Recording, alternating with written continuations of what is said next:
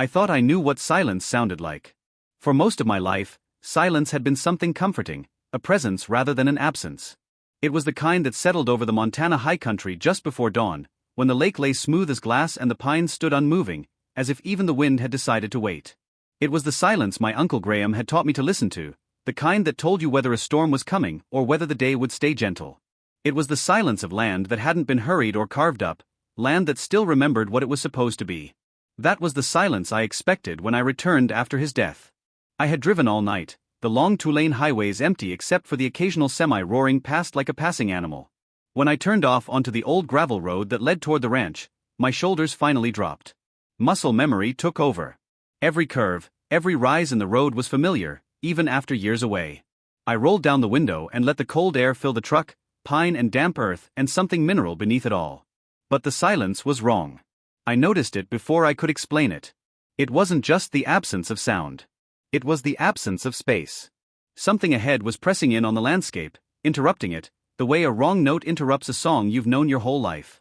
I crested the last low hill before the lake and saw it. The water was still there, impossibly blue in the early light, exactly as it had always been. The same shoreline. The same stand of aspens along the eastern edge. But rising above it, cutting into the sky where nothing taller than trees had ever stood, was a mansion. Not a cabin. Not a modest home. A massive modern structure of glass and stone, all sharp angles and reflective surfaces, like it had been dropped there by mistake from some other world. And beyond it, as my eyes adjusted and my brain struggled to catch up, I saw more. Roads.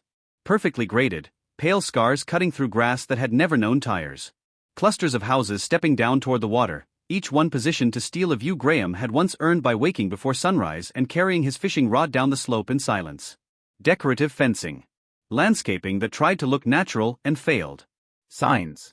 Mailboxes. An entire development. Built not near the boundary. Built on it. No. Not on it. Inside it. I pulled the truck to the shoulder and shut off the engine. The sudden quiet felt too sharp, like pressure against my ears. My hands were shaking, and I didn't yet know whether it was grief or anger or something colder that hadn't found a name. That stretch of shoreline was unmistakable. Graham used to fish there at dawn, standing ankle-deep in the water, his old hat pulled low, moving so slowly you could miss him if you weren't looking carefully. He said the trout there were smarter, older somehow. They've had time to think, he'd joke. Don't rush them. That land wasn't disputed ground. It wasn't ambiguous. It was the heart of the property. Someone hadn't wandered over a line by mistake. Someone had taken it.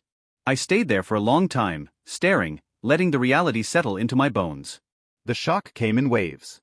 Each time I noticed a new detail, a dock extending into the lake, a gravel path where wild grass used to grow, it felt like a fresh violation. Not just of property, but of memory. Of promise. Graham had raised me here. When my parents died, I was 15 and already too old to be shielded from the truth but too young to know how to carry it.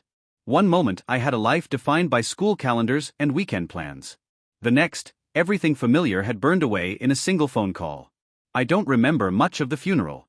I remember standing at the edge of the grave, numb, while adults spoke in soft, careful voices as if volume alone might break me. Graham didn't speak softly. He showed up in a battered truck, hugged me once hard and said, "You're coming with me." No discussions. No paperwork dilas. Just a decision, as solid as the mountains he lived among. Life on the ranch wasn't gentle, but it was steady. Graham believed grief didn't disappear if you ignored it, but it didn't get to run the place either. There were chores to do. Fences to check. Weather to read. He taught me how to split wood properly so it didn't twist the blade, how to tell when snow would turn to ice before it happened. At night, he told stories by the fire, not sentimental ones, but practical ones. About droughts. About winters that tested men. About land that endured if you treated it right. He never talked about ownership the way other people did. He talked about responsibility. About listening. About understanding that land had a memory longer than ours. People think owning land means they get to tell it what to be, he said once, staring into the flames. That's backwards. Land tells you. You just decide whether you're smart enough to listen. By the time I left for college, I knew more about that 900 acres than most people know about the cities they live in. I knew where the soil shifted from loam to gravel. I knew which ridges funneled wind and which sheltered it. As I trained as a geologist, those instincts sharpened into something precise. Reading layers, formations, water flow, It all felt like learning a language I'd already been speaking quietly for years. The boundaries of the land weren't abstract to me. They were physical. Granite markers sunk deep into the earth in the 1950s, placed with care and intention. I tripped over one as a kid and cursed it, then listened as Graham explained what it meant. "That stone," he said, "is older than both of us put together. Respect it." After I left, I didn't come back as often as I should have. Life happened. Work. Distance. Graham never complained. He never guilt me. He'd just say, "Land's still here. It'll wait." Until it didn't. After his death, the house felt emptier than I remembered. Not just quiet, but hollowed out. I walked through rooms that still smelled faintly of wood smoke and coffee, every object exactly where he'd left it. On the kitchen table was a single envelope with my name written in his careful, deliberate hand. Inside was a letter. He didn't waste words. He never had. He told me he was proud of me. That the land was mine now, in more ways than one. He warned me that people had been asking questions about the eastern boundary. That surveyors had appeared without permission. That lawyers had sent letters full of polite language and bad intentions. He said he'd tried to respond, but some letters had come back unopened, others ignored. "If you're reading this," he wrote, "it means I ran out of time. Don't let them rush you. Don't let them scare you. Everything you need is in the safe. Remember what this place is. Remember what it's not." The safe was exactly where it had always been, hidden behind a false panel in the bedroom. Inside were the original deeds, surveys, tax records going back decades, and a thin folder that made my stomach tighten. Correspondence from a law firm I didn't recognize. References to adjusted boundary interpretations. Requests for access that assumed consent rather than asked for it. Graham had been fighting this alone, while sick, while dying. The realization sat heavy in my chest as I packed up my gear and headed out to the land itself. I didn't go to the development right away. I went to the high ground first, the ridge overlooking the lake where you could see almost everything if you knew what to look for. I brought my GPS equipment, my old survey maps, my notebooks. The work felt grounding. Familiar. Necessary. It didn't take long to confirm what my eyes already knew. The original granite markers were still there, half buried but unmistakable, exactly where they'd been placed 70 years ago. The new survey stakes were there too, bright and clean and wrong.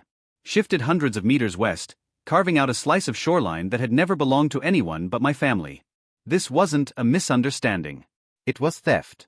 I documented everything with the same care Graham had taught me. Coordinates. Photographs. Measurements. Cross-references between historical and modern maps.